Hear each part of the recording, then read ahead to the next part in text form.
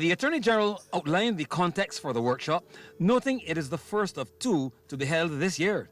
This one in particular has a timely focus on digital economies and the critical pieces of legislation that must of necessity underpin our efforts to nurture and support national and regional digital transformation strategies.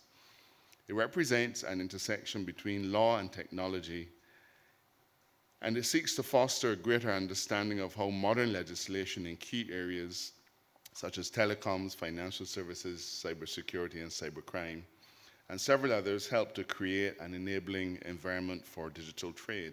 Digital transformation is a priority of the Barbados government, and the Attorney General said digital platforms have already been created. The government of Barbados has made a concerted effort to prioritize digital transformation with the creation of my friend's ministry, the Ministry of Innovation, Industry, Science and Technology, and supported by significant investments in the creation of digital platforms for public service delivery.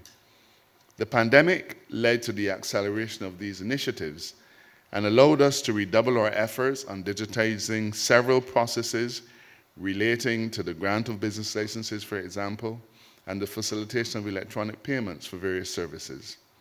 But I concede that the very catalyst that COVID-19 was for accelerating our digital transformation was obviously also a major hindrance to what ought to have been a smooth rolling out. Senior Director for Trade, Oceans and National Resources at the Commonwealth Secretariat, Paolo Katuki, told the meeting that digitization of trade could also increase access to finance for the region. Digital trade facilitation across borders could increase trade across the Commonwealth by around $90 billion US, and legal reform to support the digitalization of electronic records could unleash as much as $1.1 trillion US, bringing the total benefit from paperless trade to nearly $1.2 trillion by 2026. The two-day workshop is being hosted by the Caribbean Telecommunications Union and the Commonwealth Secretariat and will end on Wednesday. Trevor Thorpe, CBC News.